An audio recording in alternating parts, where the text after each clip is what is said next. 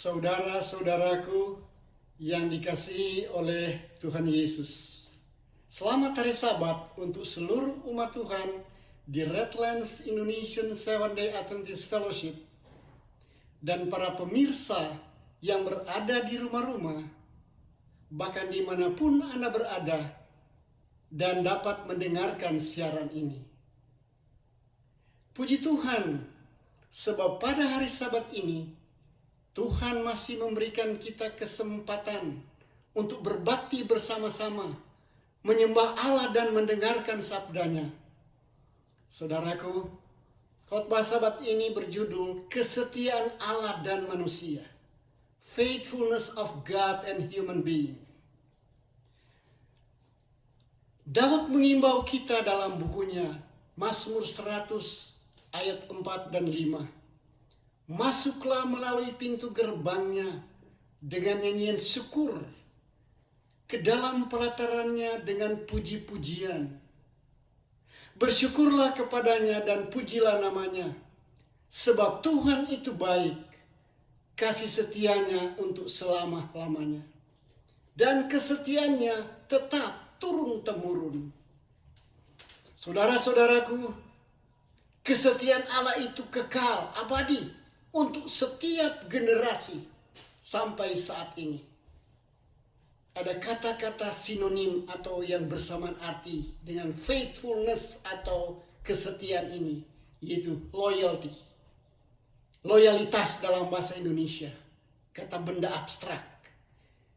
Jadi ada beberapa kata yang bersamaan artinya tentang sifat daripada Allah. Faithfulness, kesetiaan, merciful, rahmat, komitmen, covenant, perjanjian, sacrifice, pengorbanan, obedience, penurutan, honesty, kejujuran, dan dedication, penyerahan penuh. Kita kembali membaca Mazmur 100 ayat 5. For the Lord is good, His mercy is everlasting, and His truth endureth to all generations. Saudara-saudaraku, kesetiaan Allah, rahmatnya abadi. Mungkin saja kita kurang setia atau tidak setia sama sekali kepada Allah. Tapi Allah yang kita sembah selalu setia kepada kita dalam segala hal untuk semua generasi kita sampai saat ini. Terpujilah nama Tuhan Yesus Kristus untuk selama-lamanya. Amin. Kesetiaan Allah kepada semua keturunan sampai saat ini luar biasa, sehingga Musa menyatakan tentang sifat Allah ini di dalam bukunya yang kelima, Ulangan pasal 7 ayat 9 berbunyi, sebab itu haruslah kau ketahui bahwa Tuhan Allahmu, dialah Allah, Allah yang setia, yang memegang perjanjian dan kasih setianya terhadap orang-orang yang kasih kepadanya dan berpegang pada perintahnya sampai pada beribu-ribu keturunan. Tidak ada batas kasih setia Allah kepada manusia. Saudaraku, ini merupakan satu komitmen, dan kepada siapa Allah berjanji berkomitmen dan apa yang Dia berikan. Dia berikan kasih setia, rahmatnya yang limpah kepada yang mengasihi Dia. Dalam Keluaran 20 ayat 6 menyatakan bagaimana rahmat dan kasih setia Allah. Tetapi aku menunjukkan kasih setia kepada beribu-ribu orang, yaitu mereka yang mengasihi aku dan yang berpegang pada perintah-perintahku. Itulah komitmen. Dalam terjemahan lain disebutkan, I lavish unfailing love. Aku memberikan, menghamburkan kasih yang tidak gagal, kasih yang tak pernah gagal kepada manusia. Itulah Allah yang kita sembah. Saudara-saudaraku, bagaimana kesetiaan Allah itu? Apa maksudnya kesetiaannya ini? Tuhan mau lakukan ini, yaitu Dia mau menguatkan hati kita, memelihara kita. The Lord is faithfulness. 2 Tesalonika 3 ayat 3 menyebutkan, tetapi Tuhan adalah setia. Ia menguatkan hati dan memelihara kamu terhadap yang jahat. Dua hal ini penting sekali. Kesetiaan Allah pada kita untuk menguatkan hati kita. Bila kita menghadapi bermacam pergumulan cobaan, Dia kuatkan iman kita. Dan Dia memelihara kita terhadap si jahat. Apa yang kita harus lakukan kepada pencipta kita yang setia itu? Kita harus selalu berbuat baik kepadanya.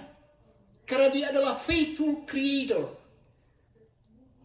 Rasul Petrus di dalam bukunya 1 Petrus 4 ayat 19 berbunyi, karena itu baiklah juga mereka yang harus menderita karena kehendak Allah, menyerahkan jiwanya dengan selalu berbuat baik kepada pencipta yang setia. Oh saudara-saudaraku, apa yang dilakukan Allah bagi orang-orang berdosa yang mau bertobat? Allah mau mengampuni, Allah mau menyucikan dosa kita. Sebagaimana yang tertulis dalam 1 Yohanes 1 ayat 9. Dia adalah faithful God. Jika kita mengaku dosa kita, maka Ia atau Allah adalah setia dan adil. Sehingga Ia akan mengampuni segala dosa kita dan menyucikan kita dari segala kejahatan. Bukankah Tuhan kita Allah yang ajaib? Mari kita lihat contoh kesetiaan dalam cerita Alkitab. Kesetiaan Yusuf diuji dan dia berhasil. Kejadian 39 ayat 1-3 menyatakan tentang loyalitas Yusuf yang teguh. Ayat 1 disebutkan, adapun Yusuf telah dibawa ke Mesir, dan Potifar seorang Mesir, pegawai istana Firaun, kepala pengawal raja, membeli dia dari tangan orang Ismail yang telah membawa dia ke situ. Ayat 2, tetapi Tuhan menyertai Yusuf, sehingga ia menjadi seorang yang selalu berhasil dalam pekerjaannya. Maka tinggallah ia di rumah tuannya Potifar, orang Mesir itu. Ayat 3, setelah dilihat oleh tuannya bahwa Yusuf disertai Tuhan, dan bahwa Tuhan membuat dia berhasil dari segala sesuatu yang dikerjakannya. Dalam ayat 4 dan 5 Kejadian 39 ayat 4. Maka Yusuf mendapat kasih tuannya, dan ia boleh melayani dia. Kepada Yusuf diberikannya kuasa atas rumahnya dan segala miliknya diserahkan pada kekuasaan Yusuf. Ayat 5. Sejak ia memberi kuasa dalam rumahnya dan atas segala miliknya kepada Yusuf, Tuhan memberkati rumah orang Mesir itu karena Yusuf. Sehingga berkat Tuhan ada di atas segala miliknya, baik di rumah maupun di ladang. Luar biasa yang terjadi di dalam rumah Potifar karena berkat kehadiran Yusuf di sana.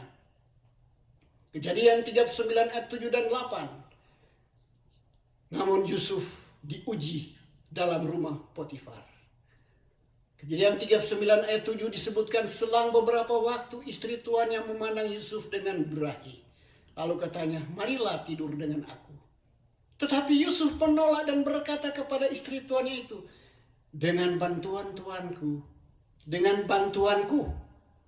tuanku Potifar itu tidak lagi mengatur apa yang ada di rumah ini, dan ia telah menyerahkan segala miliknya pada kekuasaanku.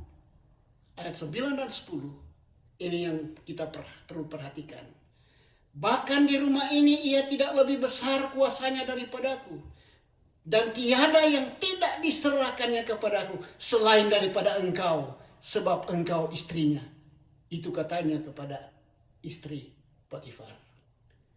Selanjutnya dia katakan, bagaimanakah mungkin aku melakukan kejahatan yang besar ini dan berbuat dosa terhadap Allah? Ayat 10 disebutkan, walaupun dari hari ke hari perempuan itu membujuk Yusuf, tapi Yusuf tidak mendengarkan bujukannya itu. Dua hal penting yang kita perlu garis bawahi di sini. Pertama, kejahatan dan dosa. Yusuf menolak kejahatan, karena kejahatan itu yang biasa disebut perbuatan kriminal itu adalah melanggar loyalitas terhadap tuannya Potifar.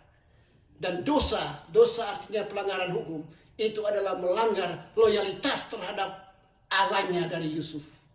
Itu sebabnya dia katakan, bagaimana mungkin aku melakukan kejahatan yang besar ini dan berbuat dosa terhadap Allah? Saudara-saudaraku, dengan demikian Yusuf difitnah oleh istri Potifar karena dia tidak melakukan, karena dia setia kepada tuannya dan kepada Allahnya. Kejadian 39 ayat 17 sampai 19 disebutkan ayat 17. Perkataan itu jugalah diceritakan perempuan itu kepada Potifar suaminya. Katanya, hamba orang Ibrani yang kau bawa kemari datang kepadaku untuk mempermainkan aku. Ayat 18. Tetapi ketika aku berteriak sekeras-kerasnya, ditinggalkannya bajunya padaku, lalu ia lari keluar. Ayat 19. Baru saja didengar oleh tuannya perkataan yang diceritakan istrinya kepadanya. Begitulah aku diperlakukan oleh hambamu itu. Maka bangkitlah amarahnya. Ada keterangan lain menyatakan, sebenarnya Potifar, dia tahu bahwa Yusuf itu jujur, loyal, setia. Tidak mungkin melakukan perbuatan itu. Tapi demi menjaga baik reputasinya sebagai pegawai tinggi dari Firaun, maka dia mengambil tindakan. Yusuf dibawanya, dimasukkan ke dalam penjara. Kejadian 39, 20, 21, dan 23. Ayat 20 menuliskan, lalu Yusuf ditangkap oleh tuannya dan dimasukkan ke dalam penjara, tempat tahanan-tahanan raja dikurung. Demikianlah Yusuf dipenjarakan di sana. Ayat 21, tetapi Tuhan menyertai Yusuf dan melimpahkan kasih setianya kepadanya. Dilimpahkan kasih setia dan membuat Yusuf kesayangan bagi kepala penjara itu. Dia lakukan semua pekerjaannya dengan penuh tanggung jawab. Dia setia. Dia tidak melanggar aturan-aturan yang berlaku di dalam penjara itu. Ayat 3. Dan kepala penjara tidak mencampuri segala yang dipercayakan kepada Yusuf. Karena Tuhan menyertai dia dan apa yang dikerjakannya dibuat Tuhan berhasil. Luar biasa. Kesetiaan Tuhan membalas kesetiaan Yusuf. Kejadian 40 ayat 14 dan 15. Pada waktu itu dia berteman dengan menteri bagian pangan dan menteri bagian minuman atau juru minuman dan juru makanan raja yang terpenjara bersama dia. Mereka mendapatkan mimpi dan kemudian dia terangkan mimpi itu dan dia nyatakan bahwa menteri bagian pangan akan digantung dan menteri bagian minuman akan kembali kepada tugasnya. Kejadian 40 ayat 14-15. Ayat 14. Tetapi ingatlah kepadaku apabila keadaanmu telah membaik, kata Yusuf kepada menteri bagian minuman, tunjukkanlah terima kasihmu kepadaku dengan menceritakan hal ikhwal kepadaku, kepada Raja Firaun, dan tolonglah keluarkan aku dari rumah penjara ini. Inilah curahan hati yang dia sebutkan dalam ayat 15. Sebab aku diculik begitu saja dari negeri orang Ibrani. Dan di sini pun aku tidak pernah melakukan apa-apa yang menyebabkan aku layak dimasukkan ke dalam liang tutupan ini. Dia merasa dia dicuri dan diculik dari negeri orang Ibrani. Karena walaupun memang dia dijual oleh saudara-saudaranya, masukkan ke dalam sumur yang buta atau yang kosong. Dan kemudian dia dijual kepada orang Ismail. Tetapi dia tidak ada lambaian tangan dari saudara-saudaranya. Selamat tinggal atau selamat jalan sampai ketemu. Tidak. Itu sebabnya dia merasa dia dicuri dan diculik begitu saja dari negeri orang Ibrani. Itulah dia sampaikan, saudaraku. Dan pada satu kali pada waktu Firaun mendapat mimpi, diceritakan kepada para pegawai bahwa saya bermimpi. Siapa yang boleh menerangkannya? Tidak satu pun dari para menterinya atau para pegawainya yang memberikan jawaban. Tapi juru minuman ini, menteri bagian minuman ini, dia merasa bersalah. Dan dia nyatakan ini kepada Firaun. Kejadian 41 ayat 9, 12 dan 13. Lalu berkatalah kepala juru minuman kepada Firaun, hari ini aku merasa perlu menyebutkan kesalahanku yang dahulu. Ayat 12. Bersama-sama dengan kami pada waktu itu ada di sana seorang muda Ibrani. Dia hamba kepala pengawal istana itu. Kami menceritakan mimpi kepadanya, lalu diartikannya kepada kami mimpi kami masing-masing. Ayat 13. Dan seperti yang diartikannya itu kepada kami, demikianlah pula terjadi. Oh, luar biasa. Juru minuman katakan, aku dikembalikan ke dalam pangkatku yang semula. Dan kepala juru minuman itu digantung tepat seperti yang diartikan oleh orang Ibrani ini. Saudara-saudara yang kekasih di dalam Tuhan, dia telah menjadi berkat di penjara. Kejadian bab 1 ayat 15 dan 16. Kemudian Firaun menanggapi dan mengatakan, panggil orangnya, dia yang saya perlukan. Lalu dipanggillah Yusuf. Firaun menanyakan kesanggupan Yusuf. Kejadian bab 1 ayat 15 dan 16. Pada saat ini adalah kesempatan untuk dia memberitakan kemuliaan Allah. Ayat 15 dikatakan, berkatalah Firaun kepada Yusuf, aku telah bermimpi dan seorang pun tidak ada yang dapat mengartikannya. Tapi telah kudengar tentang engkau, Yusuf. Hanya dengan mendengar mimpi saja engkau dapat mengartikannya. Bolehkah kamu lakukan demikian? 16. Yusuf menyahut Firaun, bukan sekali-kali bukan aku, melainkan Allah juga yang akan memberitakan kesejahteraan kepada tuanku Firaun. Bayangkan, kelaparan atau kesusahannya akan datang, tapi dia katakan kesejahteraan. Ini adalah satu pekabaran yang sangat menyenangkan bagi Firaun. Lalu seterusnya, saudara-saudaraku, kita lihat di sini Yusuf meninggikan Allah yang benar. Karena Allah yang dia percaya tidak dimiliki oleh orang Mesir, oleh Firaun dan pegawainya. Tetapi sekarang dia nyatakan agar mereka mengerti, mengetahui dan mengakui Allah yang ia sembah. Saudara-saudaraku, ayat yang berikut, mimpi Firaun diceritakan kepada Yusuf, 7 lembu yang gemuk menelan 7 lembu yang kurus, begitu juga dengan 7 bulir gandum yang berisi dan 7 bulir gandum yang kempis. Kejadian bab 1 ayat 19-20 menuliskan, ayat 19, tapi kemudian tampaklah juga keluar 7 ekor lembu yang lain. Ini yang disebutkan oleh Firaun. Kulit pemalu tulang, sangat buruk bangunnya dan kurus badannya. Tidak pernah kulihat seburuk itu di seluruh tanah Mesir, kata Firaun. Ayat 20, lembu yang kurus dan buruk itu memakan 7 ekor lembu gemuk yang mula-mula. Jadi 7 lembu yang gemuk menelan 7 lembu yang kurus.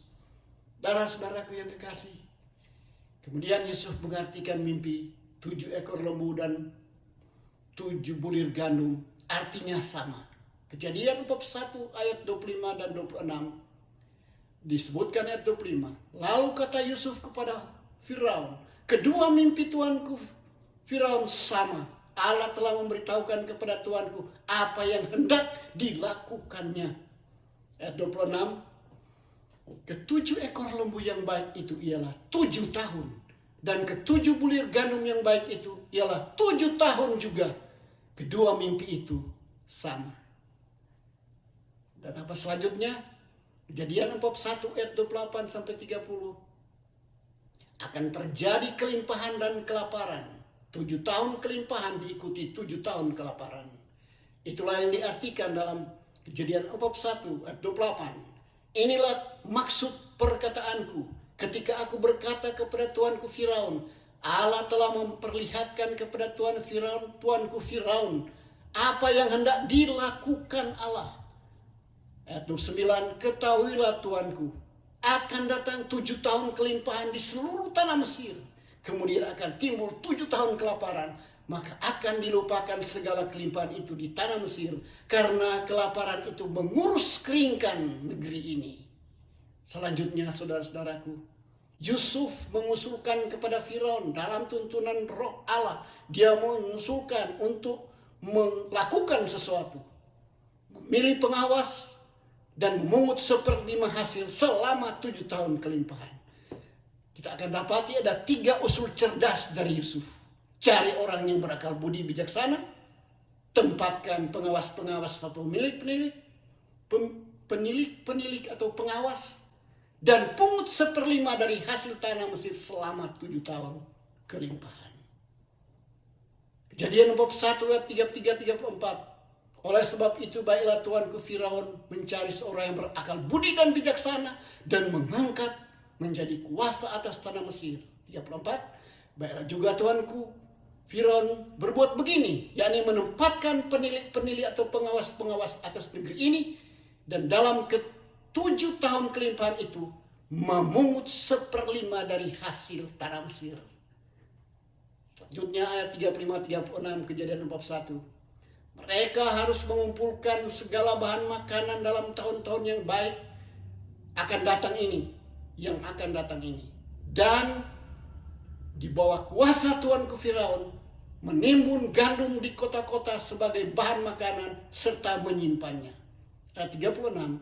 Demikianlah segala bahan makanan itu menjadi persediaan negeri ini dalam 7 tahun kelaparan yang akan terjadi di tanah Mesir, supaya negeri ini jangan binasa karena kelaparan itu. Satu kabar baik yang diusulkan. Pada saat itu Firaun tercengang-cengang mendengarkan dan memperhatikan kata-kata inspirasi yang disampaikan oleh Yusuf kepadanya. Kemudian Yusuf dipromosikan Firaun menjadi penguasa seluruh tanah Mesir. Saudara-saudaraku, kita dapat bayangkan dari seorang budak belian menjadi seorang perdana menteri di negara yang terkenal waktu itu, Mesir. Kejadian bab 1 ayat 37-39. Ayat 37. Usul itu dipandang baik oleh Firaun dan oleh semua pegawainya. 100% memvote dengan persetujuan yang sama apa yang diusulkan oleh Firaun. Lalu apa yang disebutkan? Ayat 38, lalu berkatalah Firaun kepada para pegawainya, mungkinkah kita mendapat orang seperti ini, seperti Yusuf, seorang yang penuh dengan roh Allah. Ya, lihat bagaimana pengakuan Firaun terhadap Allah dan rohnya yang menuntun Yusuf. Ayat 39, kata Firaun kepada Yusuf, oleh karena Allah telah memberitahukan semuanya ini kepadamu, hai Yusuf, tidaklah ada orang yang demikian berakal budi dan bijaksana seperti engkau. Dia diusulkan dan dia terima 100%. Semua pegawainya menyetujui. Saudara-saudara dikasih Tuhan, akhirnya Yusuf dilantik jadi penguasa kedua Mesir. Keluaran 41 ayat 40, 41 dan 43. Dia dilantik sebagai Perdana Menteri Mesir. Ayat 40 disebutkan, engkaulah menjadi kuasa atas istanaku, dan kepada perintahmu seluruh rakyatku akan taat. Hanya takhta inilah kelebihan daripadaku. Artinya dia nomor 2 dari Firaun. Ayat 41. Selanjutnya Firaun berkata kepada Yusuf, dengan ini aku melantik engkau menjadi kuasa atas seluruh tanah Mesir. Ayat 43. Lalu Firaun menyuruh menaikkan Yusuf dalam keretanya yang kedua, dan berserulah orang di hadapan Yusuf, hormat. Semua menyembah, tunduk kepada Yusuf. Demikianlah Yusuf dilantik oleh Firaun menjadi kuasa atas seluruh tanah Mesir. Saudara, bayangkan kuasa Tuhan luar biasa karena kesetiaannya. Dia dari seorang budak belian menjadi seorang perdana menteri yang terkenal di zaman itu. Saudara yang dikasihi Tuhan, apakah yang kita dapat dari kisah kesetiaan Yusuf ini? Kita harus menang dalam ujian loyalitas setiap hari. Itulah yang disebutkan oleh kata-kata inspirasi Ellen G. White dalam buku Patriots and Prophet halaman 222, paragraf ketiga. Berbagai keadaan yang kita temui hari demi hari dirancang untuk menguji kesetiaan kita. Dan untuk memenuhi syarat kita untuk kepercayaan yang lebih besar. Pikiran yang demikian, disiplin yang tidak goyah antara benar dan salah. Dan seterusnya. Mereka setia pada tugas karena mereka telah melatih diri mereka sendiri untuk kebiasaan kesetiaan dan kebenaran. Dengan kesetiaan pada hal yang kecil, paling kecil pun, agar mereka memperoleh kekuatan untuk setia dalam hal-hal yang lebih besar. Dari perkara kecil, Yusuf setia sampai pada perkara yang besar. Dari seorang budak, dia setia sampai menjadi Perdana Menteri. Dia setia, dipercayakan hal-hal yang lebih besar. Saudara-saudaraku, pelajaran apa lagi yang kita bisa peroleh dari pelajaran ini? Cerita Yusuf ini. Jika kita tidak setia menurut aturan atau hukum, kita akan dihukum. Itu disebutkan condemnation, hukuman. Galatia 3 ayat 10 disebutkan. Sebab ada tertulis, terkutuklah orang yang tidak setia melakukan segala sesuatu yang tertulis di dalam hukum Taurat atau di dalam Alkitab. Yesus menekankan itu dalam Matius 7 ayat 12 sebagai the golden rule, aturan emas, aturan Alkitab, aturan Kristiani. Segala sesuatu yang kamu kehendaki supaya orang perbuat kepadamu, perbuatlah itu, perbuatlah demikian juga kepada mereka. Itulah isi seluruh hukum Taurat dan kitab para nabi. Berbuat baik, setia, loyal, kita akan disebut penurut firman Tuhan. Kita menurut seluruh isi hukum Taurat dan para nabi, kitab para nabi. Dengan kita berbuat yang baik kepada orang lain. Apa yang kau suka orang buat padamu, perbuatlah itu kepada mereka juga. Saudara-saudaraku, kita semua terpanggil agar setia menghadapi berbagai ujian kehidupan di dunia ini. Ada ilustrasi tentang kota Smyrna. Kota Smyrna dikenal sebagai kota yang sangat loyal pada pemerintahan Romawi. Tapi sebaliknya orang-orang Kristen di kota itu mengalami kesulitan secara ekonomi dan berbagai macam penderitaan, tekanan. Karena mereka menolak untuk setia dan loyal kepada Kaisar. Mereka hanya mau loyal dan setia kepada Yesus Kristus sebagai Tuhan mereka. Sehingga Yesus sendiri meyakinkan orang-orang percaya di Smyrna bahwa dia mengetahui segala penderitaan yang mereka alami. Karena Yesus dapat turut merasakan akan penderitaan manusia. Karena dia pernah menderita, dia pernah disalibkan dan mengalami kematian. Namun dia dibangkitkan kembali dan dia hidup dan menang. Hanya dialah yang dapat merasakan penderitaan orang percaya dan yang dapat memberikan kekuatan untuk melewati penderitaan itu. Lalu Yesus berkata kepada orang-orang Kristen di Smyrna pada waktu itu, lewat kata inspirasi Yohanes Pewahyu dalam Wahyu 2 ayat 10. Janganlah takut apa yang harus engkau derita. Janganlah takut terhadap apa yang harus kau derita. Jangan takut. Wahyu 2 ayat 10 bagian B. Hendaklah engkau setia sampai mati. Dan engkau akan mengaruniakan. Dan aku akan mengaruniakan kepadamu mahkota kehidupan. Apakah upah jika kita setia sampai akhir atau sampai mati? Itulah mahkota hayat, mahkota kehidupan, mahkota keselamatan. Apakah upah kesetiaan itu, saudaraku? Kebahagiaan abadi di dalam Kristus Yesus yang kita bisa dapat sekarang ini. Matius 25 ayat 1. Maka kata tuannya itu kepadanya, baiklah sekali perbuatanmu, hai hambaku yang baik dan setia. Engkau telah setia dalam perkara kecil, aku akan memberikan kepadamu tanggung jawab dalam perkara yang besar. Masuklah dan turutlah dalam kebahagiaan Tuhanmu. Saudara-saudaraku, untuk apa Tuhan yang setia itu memanggil kita? supaya roh, jiwa, dan tubuh kita terpelihara utuh, sempurna. Mari kita baca di dalam 1 Tesalonika 5 ayat 23-24. Ayat 23.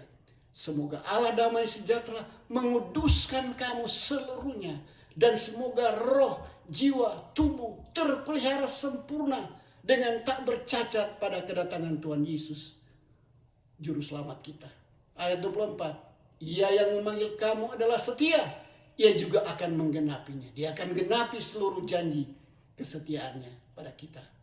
Apa maksudnya Tuhan memanggil kita? Kita terpanggil untuk mengikuti teladannya. 1 Petrus 2 ayat 21. Sebab untuk itulah kamu dipanggil. Karena Kristus pun telah menderita untuk kamu dan telah meninggalkan teladan bagimu, supaya kamu mengikuti jejaknya. Oh saudara-saudaraku, kapan kita harus menerima panggilan Tuhan? Bukan besok. Hari ini, saat ini. Sama seperti yang menjadi tantangan pada orang Israel di zaman Musa. Ulangan 11 ayat 32. Maka haruslah kamu melakukan dengan setia segala ketetapan dan peraturan yang kupaparkan kepadamu hari ini. Dan Rasul Paulus menegaskan di dalam Ibrani 3 ayat 7 dan 8 bagian pertama. Ini adalah panggilan Roh Kudus, yaitu hari ini. Sebab itu seperti yang dikatakan Roh Kudus, pada hari ini jika kamu mendengar suaranya, jangan kamu mengeraskan hatimu.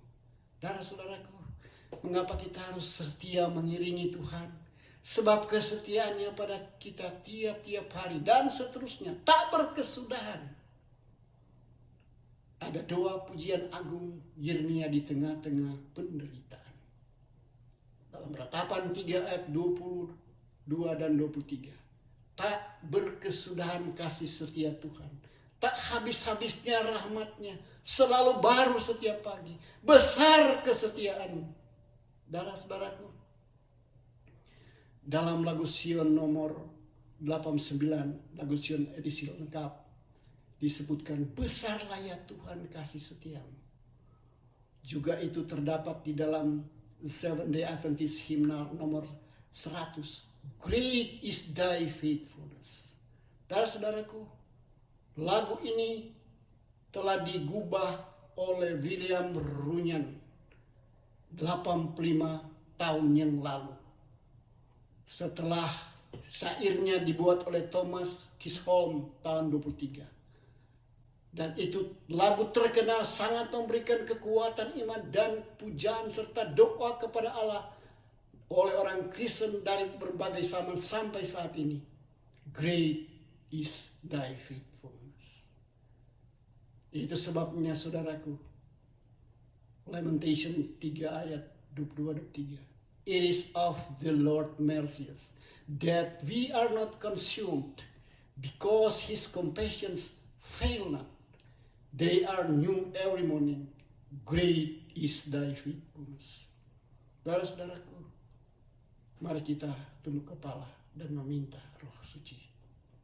Tuhan, terima kasih kami dapat melihat kesetiaan-Mu yang agung, besar, mulia terhadap kami manusia.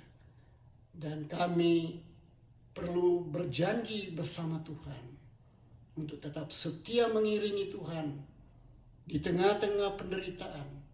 Dalam susah dan senang, dalam pengalaman apapun, kami selalu bersyukur kepada Tuhan karena besar kasih setiamu kepada kami.